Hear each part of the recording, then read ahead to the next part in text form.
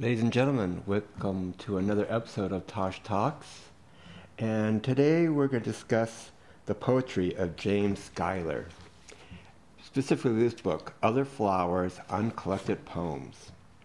Now, James Schuyler is a poet from like the 50s through the 60s, 70s, and he is he's considered to be part of the New York School of Poetry, which is his fellow poets would be John Ashbery and Frank O'Hara. And I am a personal, huge mega fan of the New York School of Poetry. I'm not sure why. One, it seems to have sort of a cocktail swelling, Manhattan, sophisticated aspect to their work, as well as their personalities. And these guys were in a very tight social circle. Mostly were gay. And it seems to be, when you read their poetry, you almost enter into a private world, a small space. But the way they look at that space, they look at it in a huge, widescreen manner. And I love that aspect of the poets of the New York School of Poetry. And that terminology is always kind of weird because it's more of a immediate terminology of a group of poets at a certain time in a certain place. So you have to keep that in mind. And James Schuyler is among those poets. He was a close friend of Ashbery's as well as a close friend of Frank O'Hara. And Other Flowers, the Uncollected Poems, is sort of like James Schuyler's B-sides to a single. These are poems that were not put in other volumes. Like there's another book of his called Collected Poetry, and then I think there's Complete Poetry. And the uncollected poems are basically loose ends that were found in his estate, or was published in small magazines, but never grouped together in a book form before. And sometimes these type of collections or these type of books are really touch and go. Sometimes they don't work because the work is not as strong as their more known work. But in this case, I think the Schuyler's book, The Other Flowers, is a remarkable collection of poetry. And I find my appeal to poetry really is almost like a snapshot. You take a picture and you sort of look at that picture, and you see a narrative that comes out of that picture. But it's a very limited language because you're seeing things in the frame of that photograph. The way you're looking at Tosh Talk right now. You see my oranges, you see me, you see the stripes, blah, blah, blah, blah, blah, blah. But how you put those images together, that's the viewer's decision, not mine really. I'm just sort of giving you the information and you're sort of just reading it the way you want to read it. And I find poetry that same way because people read a poem and they see it in different ways. They get different aspects of a poem. So what I get out of poetry would not necessarily be the same way you would get out of the same poem or the poet. And I like that aspect. It's very one-to-one communication, or at least the illusion in poetry specifically. For some strange reason, poetry, it's one-to-one relationship. More than in fiction. Fiction, sometimes it's like, this book is for you specifically, but in most cases, when you read a book, it's sort of like for the masses. But poetry, either by its form or its content, or the public image of what people think poetry, it's always one-to-one. I have to have my tequila. I mean my orange juice. Give me a second. So I'm going to read a selection of Schuyler's works, the ones that sort of turn me on the most. And it's in no order. It's pretty much I just looked at it through random, and what struck me as really interesting or something I absolutely love. And hopefully you will feel the same way, or you will feel, well, at least you'll be interested in some form or fashion. That's all I ask. A mere interest, it's a passing of a fancy. That's all I care about, really. This is called Twilight, West New York. Put her tits back, boys. We're coming to town. The sky sweats, massaging a banker's bottom cloud. The sun goes out like a butt in a urinal. The hot star crotch prepares to spread his thighs.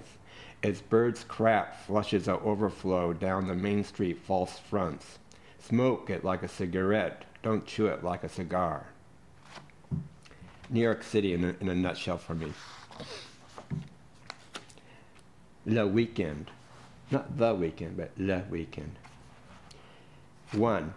It must be very confusing to be named John. It is not an uncommon name like Chandon's Landing. It is even more common name than Arthur, though it may not seem so to Bobby. living as he does, flanked by men named Arthur. If this is confusing, blame Jimmy. It is hard to be hard on someone as nice as Jimmy? No, it's not, asked John. Imagine, those two snoozing at Snedden's Landing. It must have appalled early bird Arthur, who slept later than Bobby, who was in the kitchen baking a cake with Arthur. On the frosting of the cake they wrote, Arthur, in icing, then gave the pan for licks to Jimmy. Because he is greedier than John, the second greediest person ever to visit Snedden's Landing. Is it my birthday? Mused Arthur, when he found the cake hidden so carefully by Bobby. 2. If you don't know who does, says Bobby. From behind the cake tin where he was lying in wait for Arthur, bumpy bump crash down the stairs fell Jimmy. Was this a diversion, or had he been shoved by John, or by the infamous ghost of the grapes that haunts Snedden's Landing? Down from the room stumbled Arthur. Did I mean to peek? Cried Arthur. Bring my medicine chest, caroled Bobby. I made it into a shadow box, chuckled Arthur. Mangling on the floor lay Jimmy, waiting his chance to bite John. These are common occurrences at Snedden's Landing.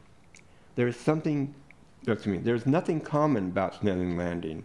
How could there be, with its river view designed by Arthur, its kitchen supervised by Master Chef Bobby, its musicals arranged by tasteful Arthur? Its uniqueness is affirmed by the ubiquitous Jimmy. It is sustained by such visitors as the champ croquet pro John. We have gone with John on a visit to Snedden's Landing. We have met Arthur and learned from Bobby. There's more than one Arthur, nor did we escape meeting Jimmy. A perfect weekend out with the boys. And this is sort of like a little diary thing called August 22nd. It's hot today. The black roofs are bright. The sky is nearly white. It's so hot today. On an island far away are moss-grown steps among birches and spruces, above a wind-wrinkled bay. A canoe floats on the water, over bars and Devil's Apron. A man and his daughter take a paddle on the bay. In the time before supper, I wish I were there on that faraway bay.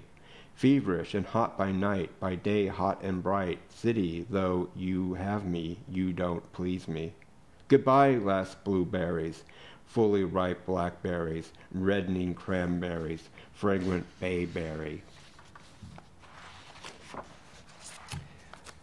This is like my personal favorite, very short. It's called Where Was I? On Greenwich Avenue, staring down Jane Street into the sunset, out of which walks Joe Brainard. Do any of you out there who know who Joe Brainard is? No? You're all shaking your heads?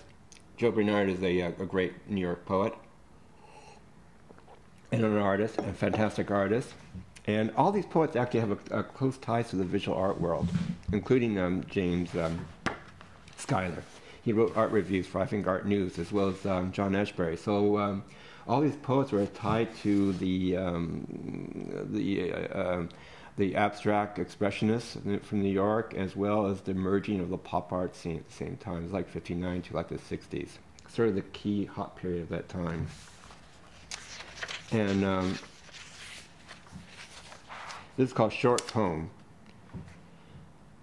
My muse plays tennis and has a body like a Greek god. My muse wears glasses and looks swell in them. I could go on like this forever. Incredibly simple, incredibly picturesque, and again, like a photograph sort of capturing a moment in time, and that's why I like these poems a lot. And here's one on Jim Morrison of The Doors, which is sort of a strange combination because I don't even think of Jim Morrison, Doors, related to this world at all. But Schuyler wrote a poem on Jim Morrison, which I presume after Morrison's death. Jim Morrison. Of the Doors fame, the Admiral's son hit the infavored deck, burning. P-mo-me-ni-a, its wiggy name. Goodbye, Jim. I remember him yelling, singing, signaling, waving a handful of meat. How proudly we hell, dying and living, salute you dead. Wave on, Jim's dong. And